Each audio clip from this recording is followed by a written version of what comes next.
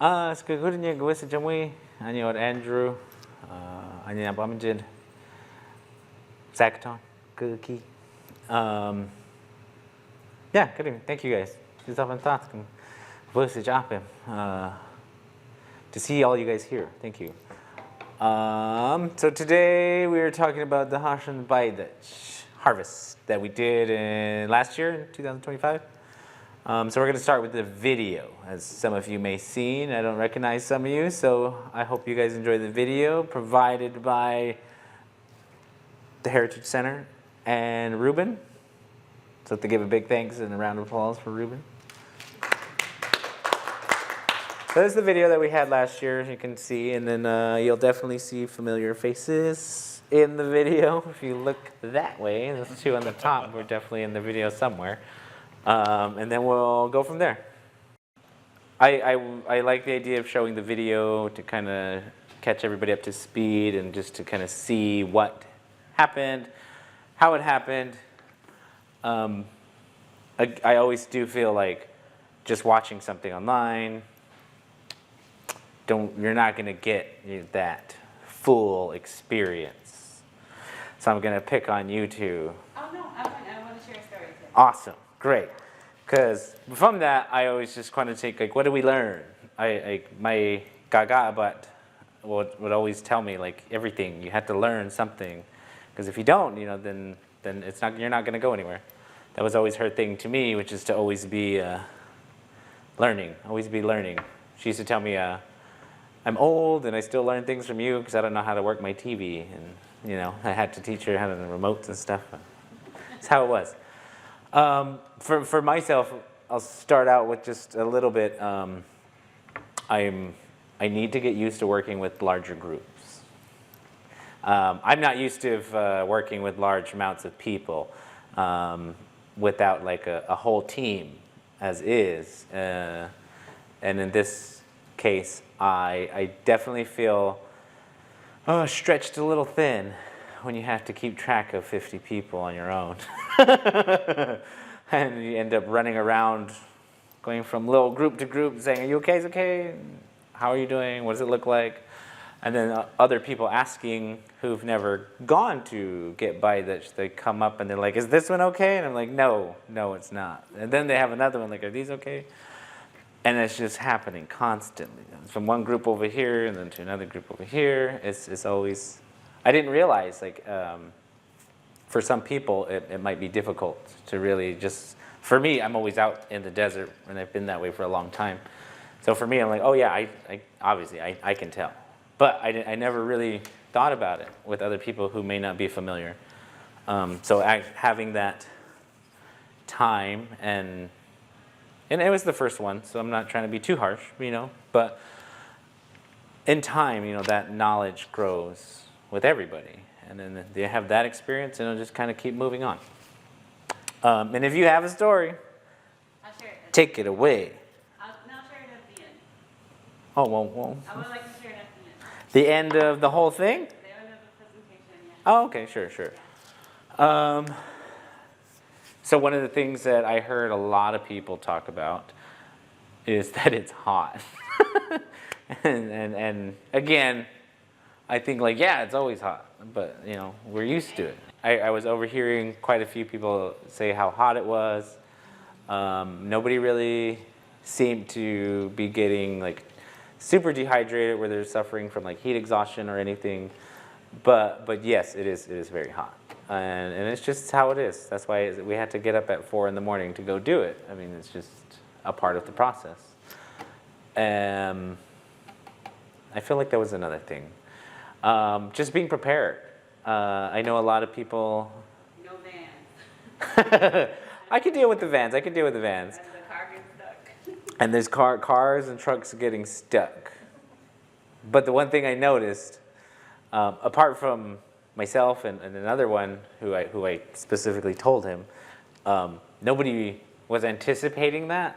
So the people who were getting stuck, they didn't show up with their shovels or something in the back of the truck, their axes and stuff. They didn't have anything with them to do that. Like, again, I go out to the desert pretty frequently to harvest things and just be out there, run.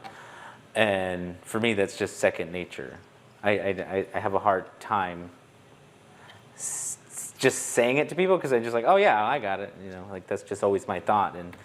And then we only have one shovel, and there's 2 cars stuck. You know, and then we have to go back and forth, and oh, it can be a time. It can be a time.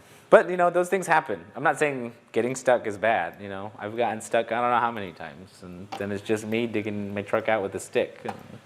So it's okay. So I as far as like what we learned from a lot of it, and it's a long process. I think those people who witnessed it, and especially like you guys who are coming with both days, see that how long of a process it can be. And so I kind of just threw together every now and again in this presentation some quotes that I found from books. This one, I hope you go, oh yeah, you guys can see that. This is from it's a pretty famous book. I'm not a big fan of the book because the guy, Russell, he doesn't talk too nicely sometimes. So I'm not a big fan of the book. But this is from 1908, and this is what he wrote. First off, it was his description of what they do. And you'll see this figure 3, what he's talking about later. But it just says, the fruit is dried, preserved in balls, 15 or more centimeters in diameter, figure 3. So we'll see that later. But this thing, I just kind of emphasized it a little bit. But from fresh or dried, extracted by boiling it all day. So that process has never changed. You know, this is coming from 1908, you know, more than 100 years ago now. And it's like, no, that's the process. That's always how it's been. It's like you have to be out there all day. And it's pretty much how it's going to stay. You know, there's really no way around it. And the second part was just kind of some extra stuff that I thought maybe people might be interested in. Residue on the ground, he's particularly talking about the seeds. The seeds after everything's done. Used a metate, a machet, like a grinding stone. Grinding those and just using it as, I hear a lot of people say gruel or mush, something like that, to eat it that way. Like I said, like at the bottom, any meal put into water. And this is another one. So this quote itself was from Russell. So that's his words. These ones I find a little more interesting for me. This is a quote from an elderly man named Sylvester Matthias. This came from a book, a very well-known book. It's a pretty good resource if you ever have the time to look at it, called Desert's Green Edge by Amadeo Rey. But Amadeo Rey spoke to a lot of community members here and wrote down what they said, and they were some of his informants for his books. And so a lot of the times I do appreciate reading some of that stuff at times because it is verbatim. It is just taken and put straight into there. So that in his words, this Sylvester Matthias, this elderly man who is from the West End, is talking about how the season goes. So saying that if it rains, it ruins those that are already opened. And we kind of talked about that during that day. It's so when we went out, it rained probably the week before. And so that was my worry because of that. It can spoil them. They turn rotten when water gets inside them. And so again, I believe Desert's Green Edge was finished in about the 70s. Sylvester Matthias was an elderly man who I believe lived up into his 80s. But again, like it says, if they aren't opened, it won't do any harm. So you can kind of tell, even in this picture, see how the one is open, there is some to the side in the background that are not open. Even cracks, sometimes they can get in them. It's kind of a gamble. And then just kind of paying attention to the season. If it's a wet spring, there won't be much. Some years they don't produce very much. Other years, there'll be an abundance. And that's true. There's always a variation for a while.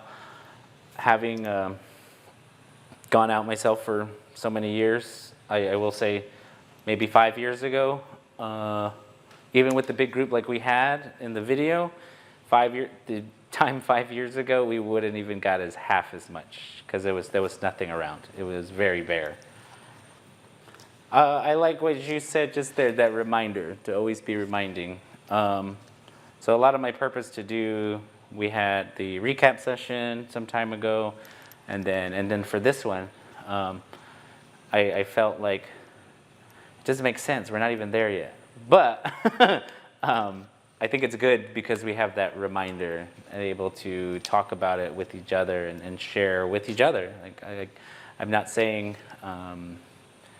that I know everything about the season, I know everything about this time or what we're doing. I just know from my own experience and what I've been told by other elderly people, other people that also participate. But one of them is like having that reminder all the time. I talk a lot about my late grandmother because that was my reminder all the time, was to pray all the time and to watch out for each other all the time, our families, our friends, whoever it was. But also just to remember what we're doing, why we're out there, and to have those constant reminders in some form of life. And not everybody has that. Not everybody has that opportunity to have their grandmas or grandpas or whoever takes care of them to be on them sometimes.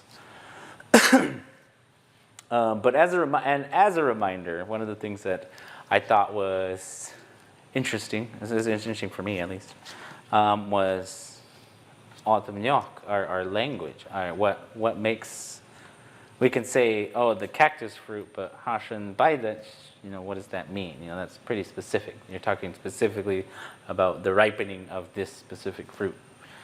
So I just wanted to go over a couple words. And these are only words that either I'm familiar with or that I'm also partially not familiar with. So as far as in our own language, equipot. So I mentioned it in the video and I didn't quite go into specify too much. I want to keep it that short. But at one time at a ceremony I was involved in, and I run a lot, so that's what I do. I was sitting with these elderly women, and it just kind of got brought up. What is a quiput? Where does that word come from? Because I don't really know. I just know that's what it is. But like, what does it mean? And these two elderly women, who some of you may be familiar with because they're pretty prominent people. The first one being Maria Garcia and Eugenia Apcaw. They were talking and they said, well, it means, I guess qui means to connect, something that connects or can connect. And so Eugenia was just saying, yeah, because you're just describing what it is. You're connecting these two pieces. And in Maria's way, she was saying, well, that suffix sometimes, yeah, it can mean like you're using it. So it's something you're connecting to be used as a tool. That next one, I have never heard that before. Matsik. I heard it referenced. And I use these last three words, or these last three words on this slide at least, as something that's just a reference to just talk about language. Another interest of mine. But Matsik, I had never heard that. And it's referenced in a book, and it says it's the cross section on the top or wherever, but that's the cross section. So I went on the hunt to ask. So I asked 3 different elderly, have you ever heard this term, Matsik, to talk about a quiput, it's the cross. And none of them said yeah, they said no. They've never heard that. I believe these last 3 words specifically are referenced in the book Desert's Green Edge that I referenced earlier. But this informant, again, he was pretty prominent back in the day and still is, in my opinion. His name was George Cayethan. He's been gone, but George Cayethan was one of the informants for the book, and these are words that he referenced. And so when I was talking to one of the elderly, she was saying, if it's him, then yeah, of course. So, he did a lot of that stuff, and he was real knowledgeable. It's just how far our language has changed from back then to now, where our young people who do try to start to learn Ottomyok, we're not familiar with those old terms, some old terms that people just don't talk about no more. So Matsik she said, I've never heard that, but if Kayatan was saying it, then yeah, probably true. That next one, Humchkwa. In my mind, I can think like, oh, Humchkwa, that makes sense to me. You're pushy. I actually have those reversed. Sorry. Humchkwa to me to push down. And that was the same thing with that word was, for me, that makes sense only because it sounds like Nyoichkwa. Nyoichkwa to me is to push something, but this says Humchkwa. So it's kind of like, it sounds the same, but I can kind of relate it. I just don't know why it would be kind of different. And then I got the same answer, which was that, well, the language has just changed over time. People get used to speaking one way, and they stop using older words or older terms. Same thing with ought. Ought, to me, was just you're getting something or gathering something. But in the way that he was using it was you are literally pulling it down. So I just thought that was interesting to have those words that we don't really use no more, and to see that evolution of language, where it's going. And sadly, because we don't really use it anymore, but we do have a reference to some of them, and we can kind of make sense of them and what they talk about. And maybe one day we can use them regularly. So this thing, I thought this thing was cool. This guy. So this is figure 3 that was talked about earlier, where it said that they process it into a big dried ball. And this is the picture that was taken. So this, again, is from 1908, when the book was published, at least. Gakidach. Gakidach. I guess I didn't realize it was more so specific. In the book, the Russell book, they talk about Gakidach specifically as this big dried piece. But again, when I was on my word hunt, to me, Gakidach could mean anything. So that's what they said is well, it could be anything dried. Something that's dried that you're going to, I guess, eat it? Not quite sure, but yeah, it's just something dry. It was a funny story about dogs bringing back horse bones or something like that in the desert, and they were saying it's dry, but they would use that word, Gakidach. If I know not many people were here, I mean, it's just YouTube, but one of the things that I really enjoy, one of the main things I enjoy about it, I mean, I like the whole process, but it's the dried fruit like that. Every now and again, you can find fruit that has already fallen on the ground, like they're already dried up and they fall.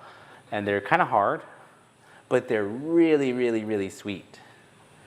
And I love that stuff. That's one of my favorite things to find. It's not, you don't find it all the time. It's once in a while. You could be walking the whole day and you find one or two. Every now and then you'll find like a ton of them. Oh, I love that stuff. And I mostly just keep it. I'll just tie it up in a bandana and I just have it for a while. And it'll kind of last me throughout the year. Yeah, no, it's very sweet. It's kind of crunchy like. It's so dry, it's crunchy, but it's still got all of the flavor. And they last a long time. Next, as far as words go, we're just again to kind of as a reminder. Sitor. Sitor is a syrup. I guess I would call it syrup. But I'm specifically, in this way I'm talking about what we make out of it to make that. Sitor. Vadak. Vadak is juice. I see that referenced a lot in different things. I don't normally do that specifically because we had such a large group at the end still. But you can, once you're boiling it down, you can just take some of that juice out and then drink it. It still tastes really good. It's not as strong as like the syrup taste, but it's just kind of like a nice treat, like midway, kind of keep you up a little bit more, something to get excited for.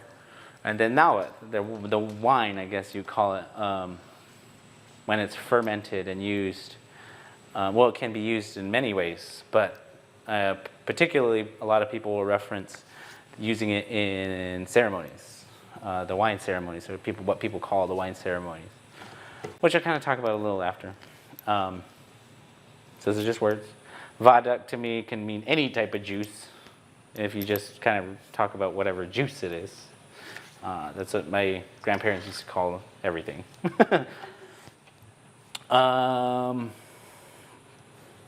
This one is going to be a short conversation for me.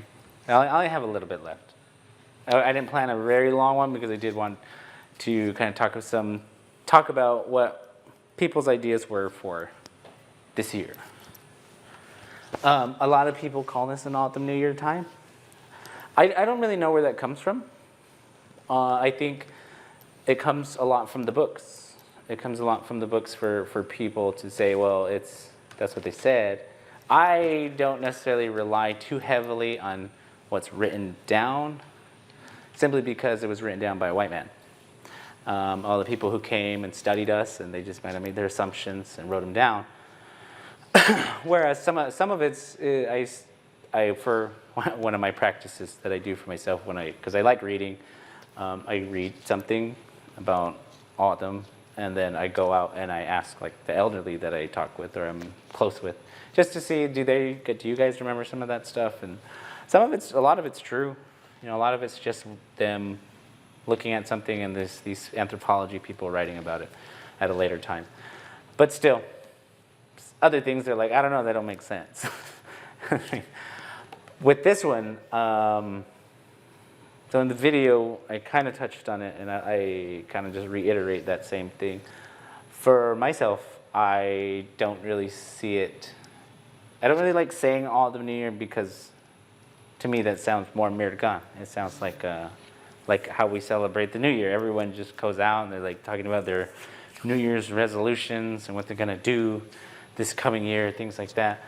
But every time, like I would talk to my grandmothers and the aunties or whoever, people were more concerned with how do you give thanks? How do you reflect on being here and just being alive, that you made it another year, and singing and dancing. Yeah, we do that stuff. It is in a form of, I guess, celebration, but for all of them, singing, dance always has a spiritual connection to it, or a deeper connection to it, rather than it just being like a party. So that's really all I have to say about that. People like to call it that, and I'm not saying it's wrong, because it does. It's a big signal, just like anything else, just like how we have to pay attention to our environment.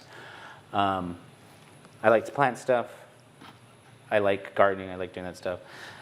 If you pay attention to your seasons, just like right now, I'm getting ready to start planting again because it's so warm. I'm watching the trees. I'm watching what's growing outside. Same thing with these. These are super prominent. They're big, they're tall, they're really bright red.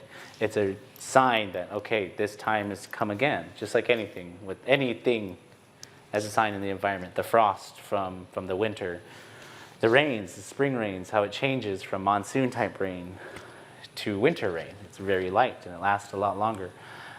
And what we can do in our planting seasons, what correlates with each season. Same thing, stories and songs, what correlates to which next season. How do we process it? Do we use the same tools? So it is a big thing for us. It is super significant because I feel it is a important time. I just get caught up on words and like it's no big deal. But celebrate, have a good time. This one, I'm not gonna write. I don't like writing stuff about this stuff. So this is what it is. I like the picture though. That was a really good year. Stories and songs. Oh man, it's a lot to talk about. So I'm gonna try to shorten it out a little bit, just so I have time for everybody to kind of share their own thoughts tonight. Well, I started off with songs in the title, so we'll say songs. When we talk about songs, I like to sing as well, so I have kind of made it like a point to seek out different songs about this time, or songs that I guess we would say, are used around this season. What I've heard referenced in a lot of books is something that was called a juichkida. A juichkida, and for me, I guess that means like something to deal with the rain coming. But a lot of people said they weren't aware of anything like that. Down the autumn, they do still have something called the goemuri, which is the rain ceremony. I don't take part in those things. I know they're there, and when they happen, I get invited, but often I'm working or doing something else, school. So with that, though, when I've seen and talked about, well, not talked openly, but I mean like talked personally and in private with other elderly or other elderly and singers about what do you use for a rain ceremony when it came to songs, like Akimer Autumn, because Dono Autumn, they have a set of songs, those Goemari Nyai, that are already there. Those are the songs that they sing. Is that the same for Akimer Autumn up here? And then I guess to a degree there was at one point, as far as I can tell. Another part of it was that you sing the songs that are related to the rain, the songs that talk about the clouds coming, or that specifically say it's raining, or that it's starting to sprinkle.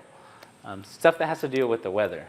So they would sing those types of songs during that ceremony or those types of gatherings. And the same thing where they would kind of pay homage to the season in making nawan, making wine, I guess you would call it, to drink and to have those ceremonies. I believe the last documented ceremony was in Santa Cruz sometime in the 60s. Some time ago. I would have loved to put that information in here, but I can't remember off the top of my head. But I do believe that was kind of around the last time that it was documented. There were other ceremonies and things that took place in the West End around St. John's that they were allowing them to do those kinds of activities. It was a rough time then. But, so there's that. There's a lot of that stuff. So with songs, that day specifically, we sang a lot of the songs that talked, well, I guess not a lot. I think we sang maybe like 5 songs. But we sang a few songs that specifically was talking about the rain.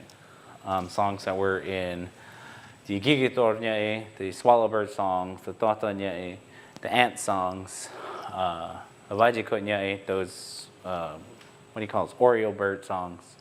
Those songs, because they had, in the song they were talking about the rain coming down. From my understanding, a lot of this is all, to deal with bringing that rain.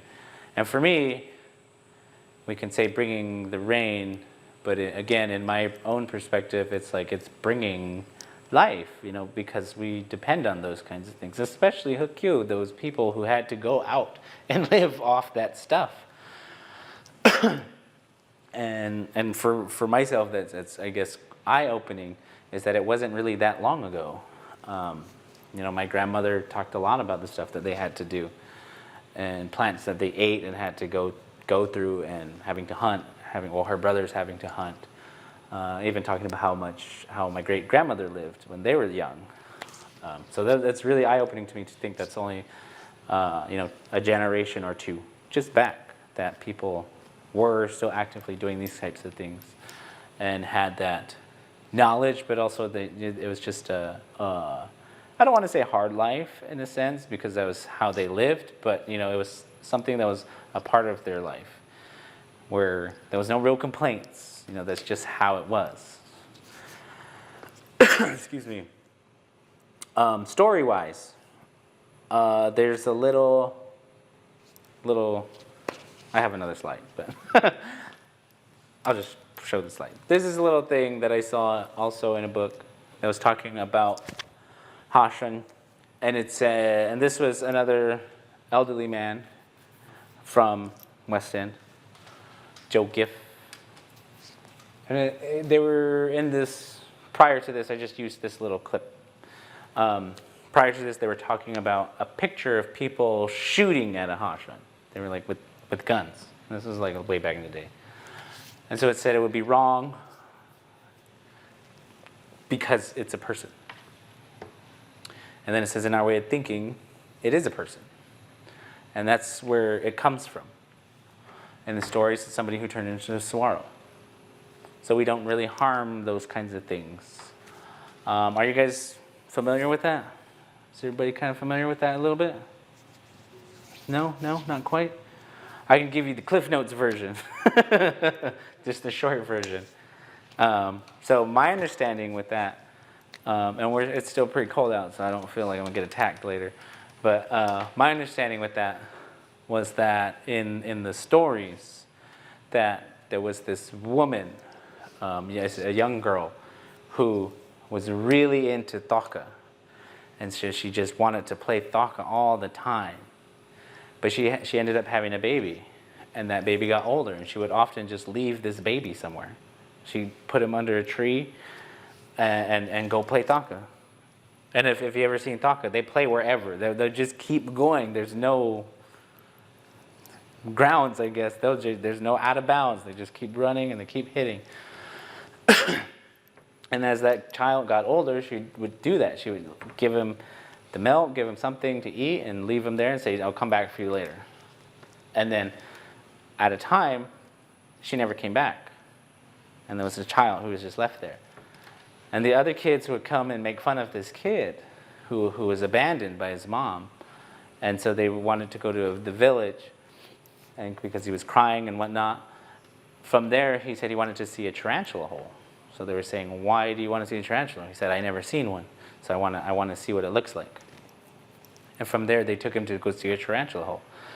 And so he put his foot in this hole, and then he started to go into the ground. He started to sink into that hole. And when he sunk in, everybody was going crazy and screaming and freaking out until he was gone. And then those days later is when it started to reappear that this came about. This Hashan came. But it was just this big green thing. This big green thing that came out of the ground.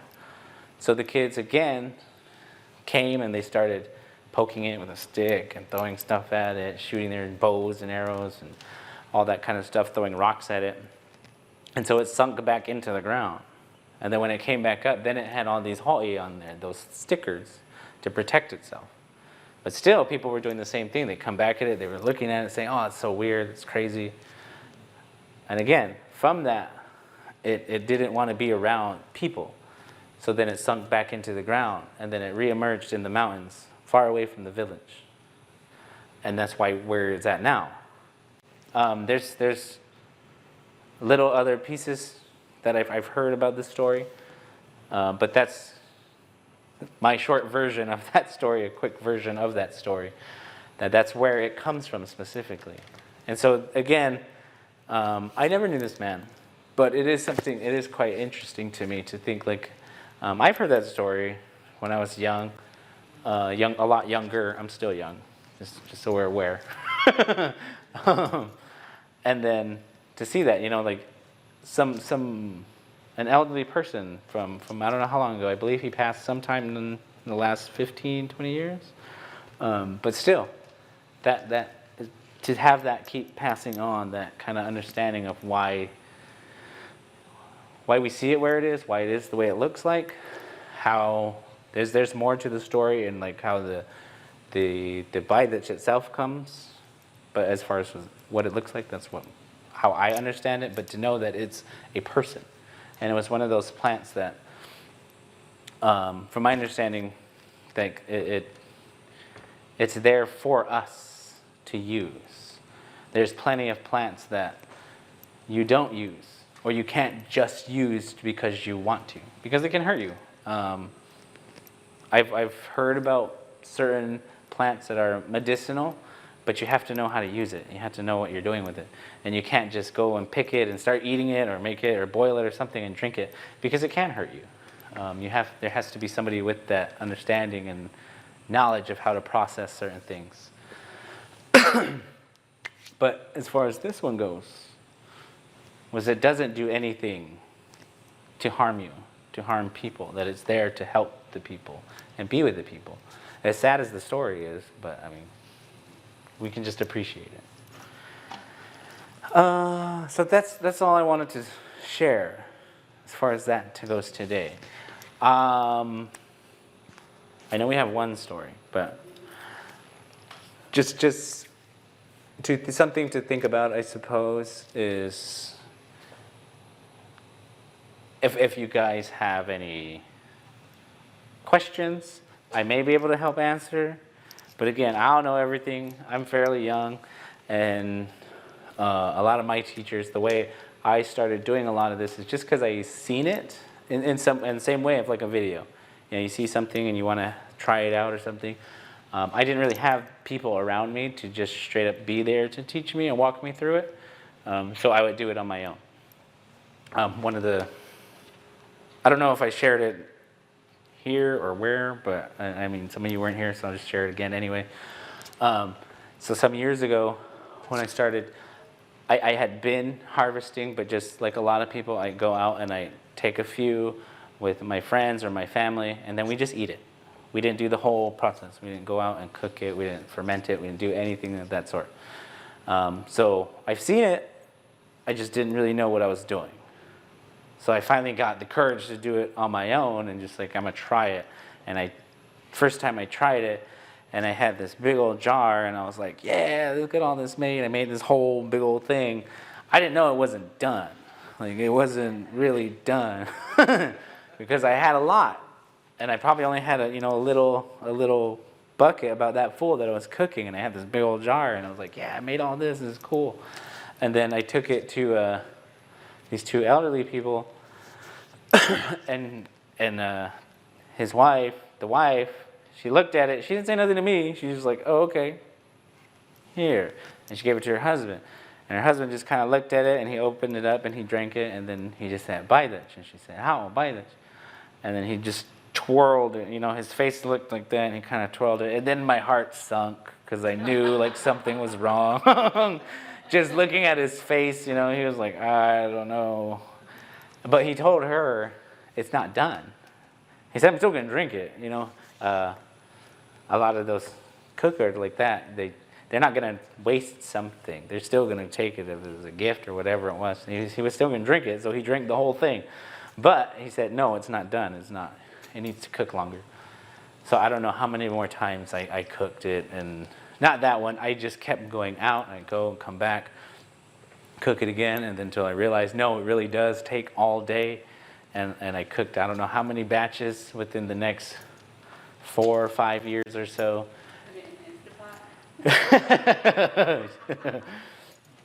I just sit outside. I'd sit outside and keep cooking until this elderly man, he finally said, oh yeah, it's good. It's good. And I was like, okay, cool. That's how I did it. That was like a lot of trial and error. And it helped me for sure. You know, that experience helped me. Again, I did grow up with my grandmother, so I'm used to getting yelled at or pointed at and whatnot. Saying you did something wrong and you got to do it again. I'm used to that. I know not everybody is used to that, especially particularly homo. And now, like, many people aren't really used to that kind of treatment sometimes. But again, through these kinds of things, I do think it's important because I'm sure I wasted a lot that didn't need to be wasted. One of the things that they talked about, especially Kaiten, but was that he referenced a slight difference in from Tanoatam to Akamarautam, the way they harvest stuff, was that down there I mean, I guess it's roughly true, but you know, who knows? To them, they said that where they had a territory almost. Like their family would go to one specific spot, but everybody knew like that's their family spot. And that's how I felt, taking everybody to my spot. But, you know, it's okay. And then later on, he referenced saying, up here it wasn't the same. people just would go anywhere. Wherever it was good, everybody went where it was good because, well, I guess mostly because probably the land, the way it is itself, less mountainy, you know, so wherever it's good, everyone's going to go to that specific spot. But I think that does say a lot too about often the mentality or the way of thinking we think about our community a lot of the times, of saying they're from that district, you stay in that district, right? And I was like, no, we don't need to do that, right? Like, we're all Awesome. We should be able to participate with our families because we're all related in some way. Like, our families go from one end to the other, to one community to another, and that's just how it is. But there's just something interesting that I thought of, because that was my family spot, but it's okay. Everybody can go there. Anybody can go there. With the lessons that we learned, especially, kind of bleed into this next year. This next year, I have high hopes because it was a pretty wet winter. A lot of rain. For myself, I kind of gauge it off how the winter season goes, not necessarily the spring, because by the time the spring comes, you've already needed a lot of that water to be producing those fruits, to my understanding. I don't know if that's totally true, but so this next season, I anticipate we'll have it. We'll go earlier. We'll go earlier. I have talked with them here at the Huhugam Heritage Center that we could have it if they want me to do it again and I guess kind of lead the project, and I can if they want, which I think was what's going to happen again.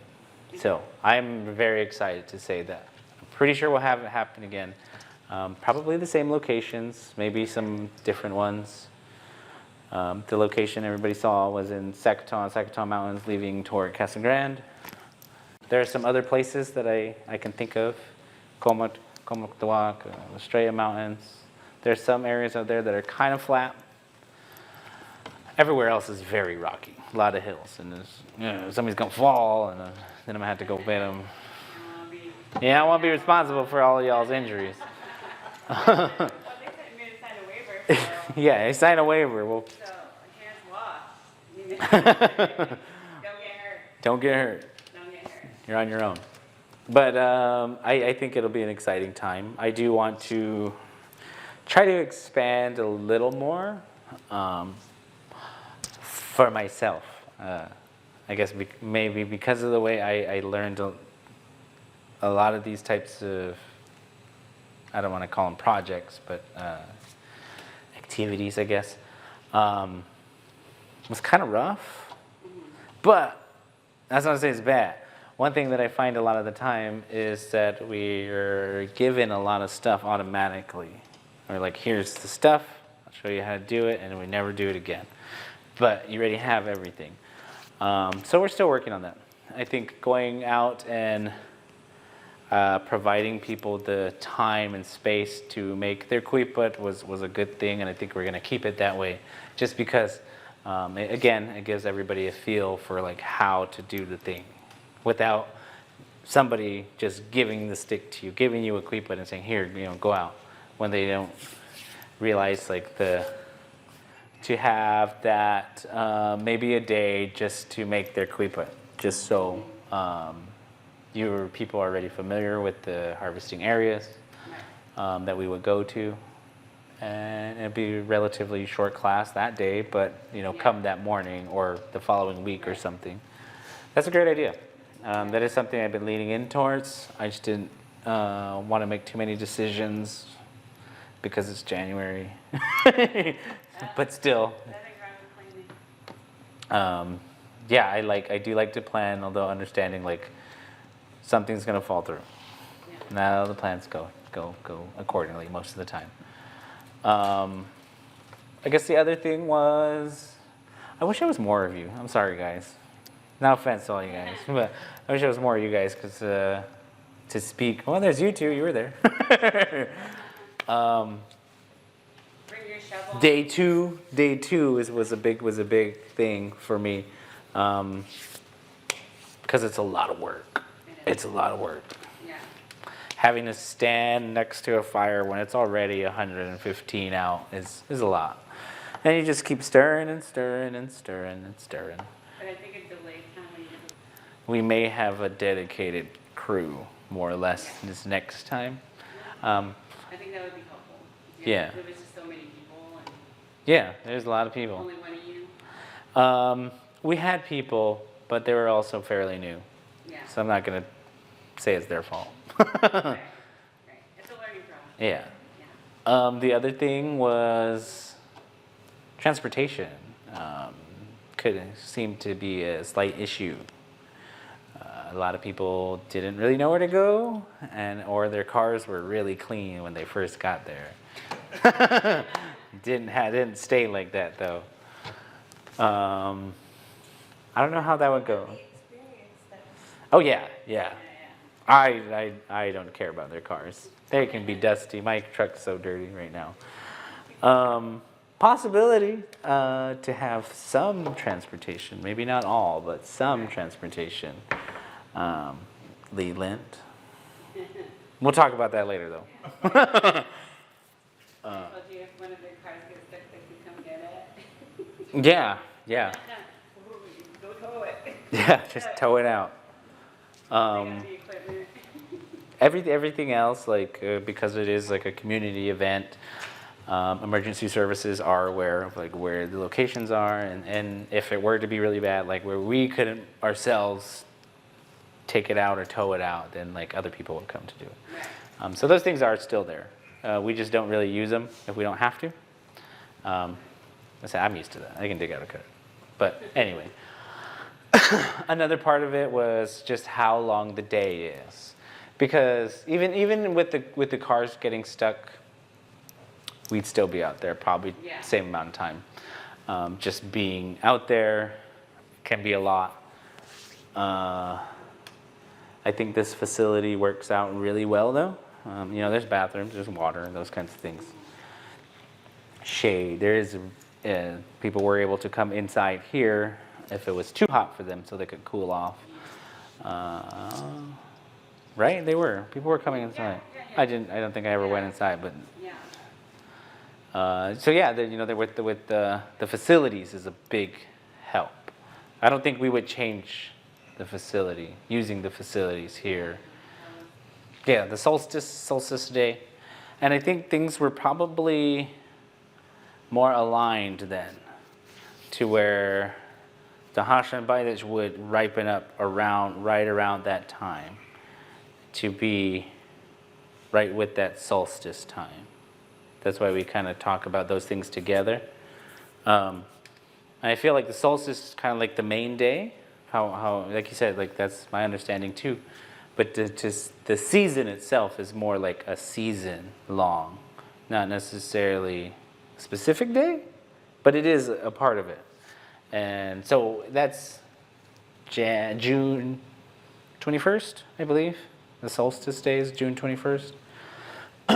So it's still like late June. Nowadays, what I've seen is that it starts to come a lot later. And every year it seems like it's getting later and later. So we went in in the video, we went in July. I believe it was the second week of July. It was right after 4th of July. It was like, Oh yeah, yeah, that is right. yeah, I didn't So I remember thinking that. And then I Oh. also got though. So and then like that, it just kind of depends nowadays with how, like now we're like it was hardly cold for a real winter, and when it stays hot for a long time, they start to bloom faster, and make the fruit faster. One of the things I am going to propose for this coming year is to have an early sign up, because like I think it was shared in the video, some of the other people, is that you just kind of had to be ready for a time to come. So what I seen last year was there was a lot of ripe fruit ready to go the week before we went.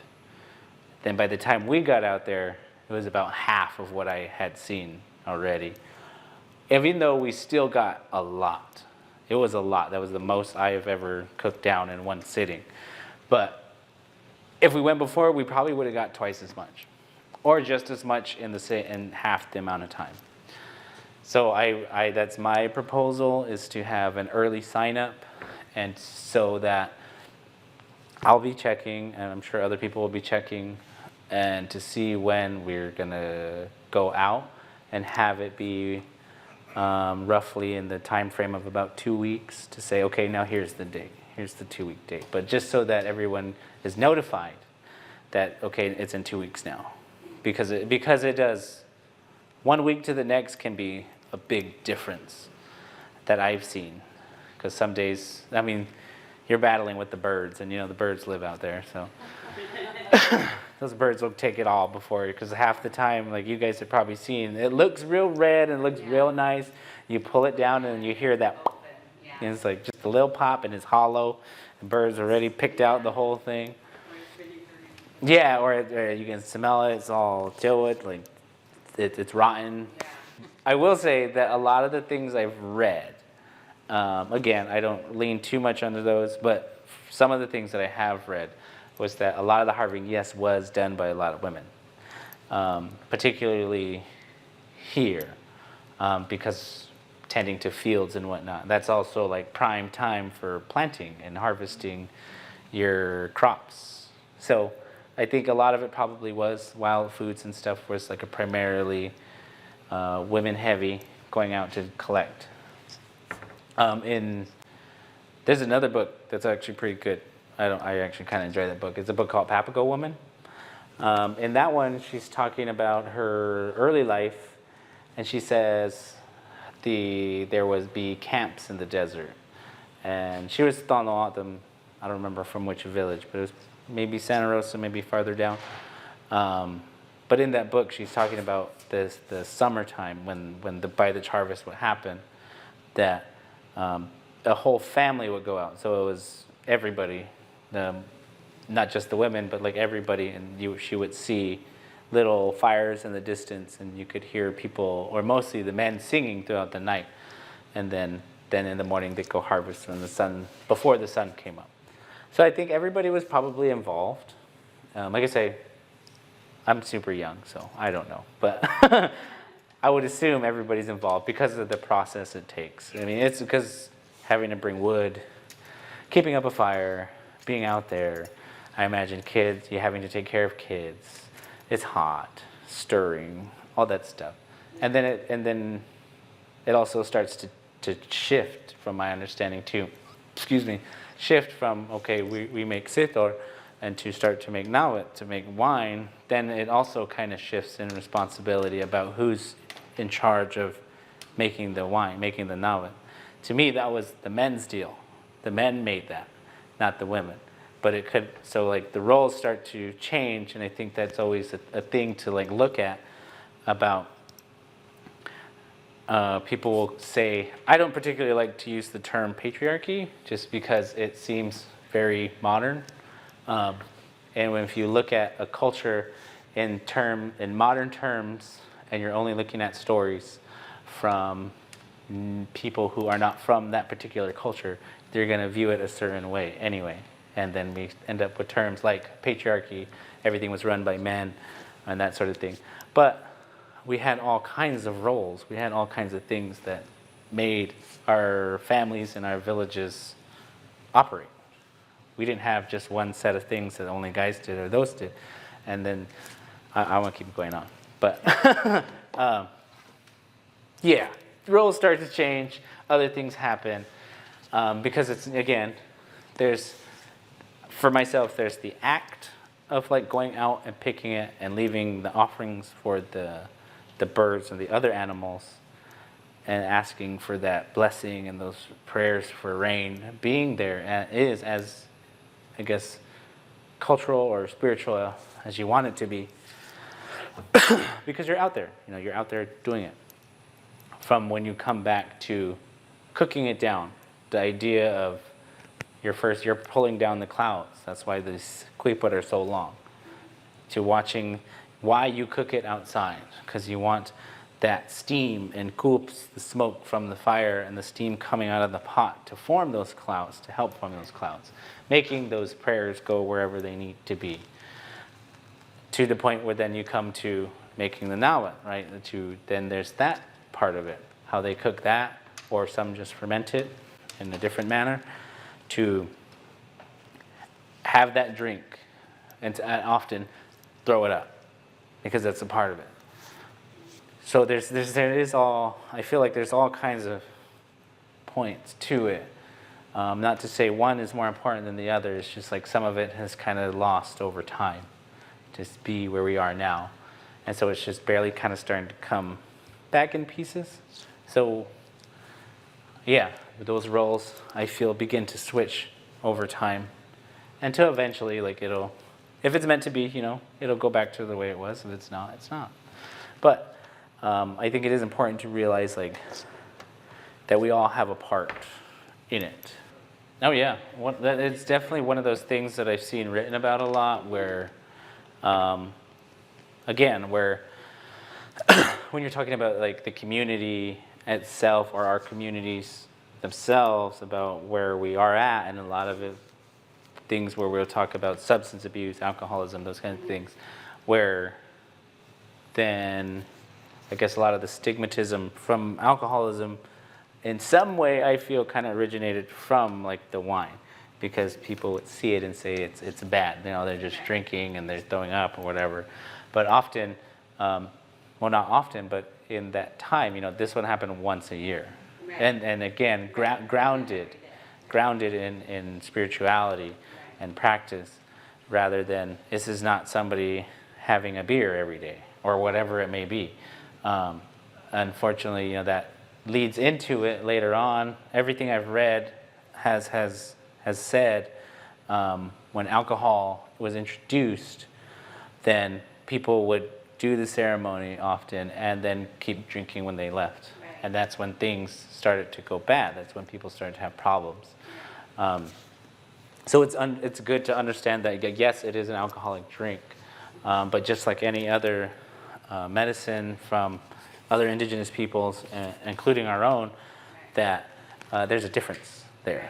There's always going to be this difference of our modern ways and our ways that are grounded in our spirituality, and how we understand that, how we connect to these plants, to whatever it is, substances. Because again, it's not the same. And it would do, and I feel like it would do really well for people to understand that, again, there's a place for everything, right? Like, there is a place for everything. I'm not telling everybody, I'm sober, I'm a sober person, but I'm not telling everybody that you have to be sober. Or, you know, like, you don't I'm not saying you have to live how I live, but as long as you take care of yourself, and as long as you're responsible, that's cool. You know, I'm not in charge of nobody else's life. But having that, again, but inviting people to participate in those kinds of things is going to be something I would like to see in the future, for sure. To build that understanding that those types of substances are not taboo, I guess. They do have their place in our world. Which kind of leads me into my next thing, a little bit anyway. So I do want to make it a little longer, this day 2, just so everyone's aware.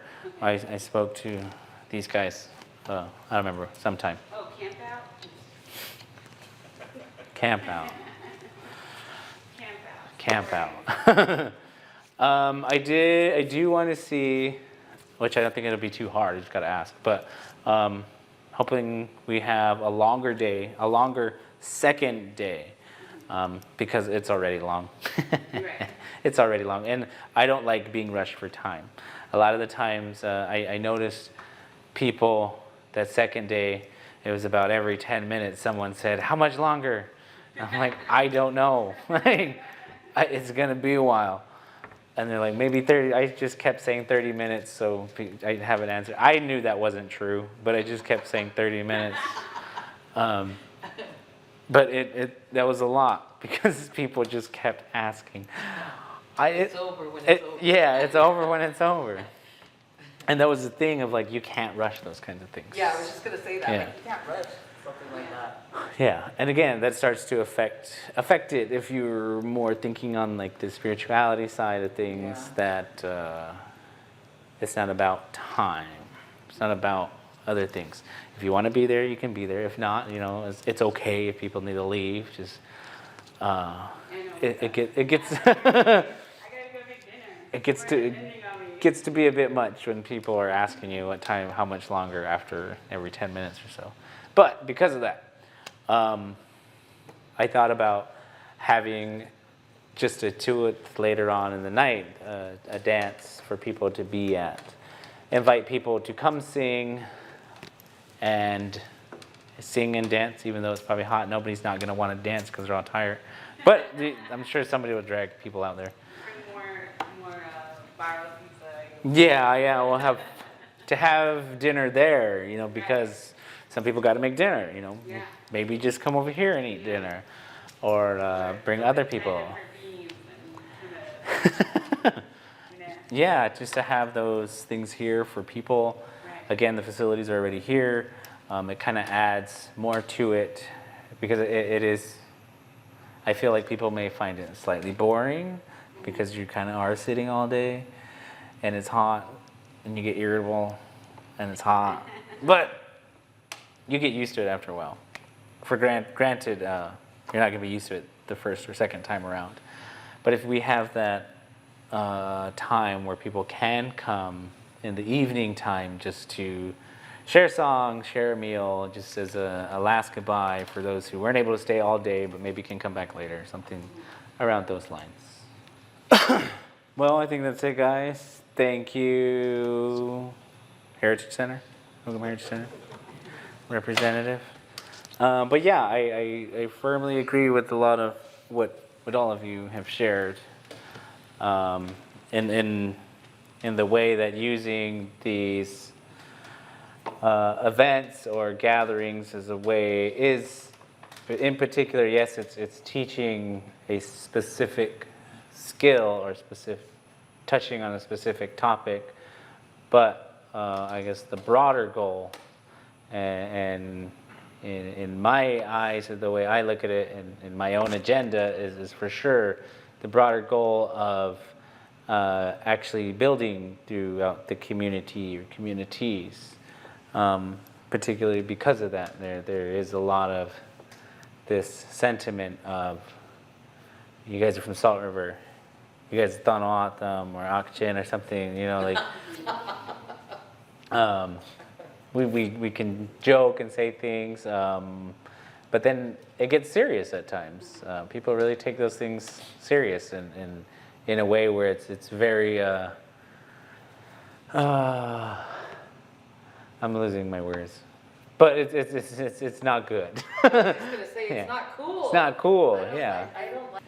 But yeah, that's a big topic, and I don't want to keep everybody too long because I'll just keep rambling.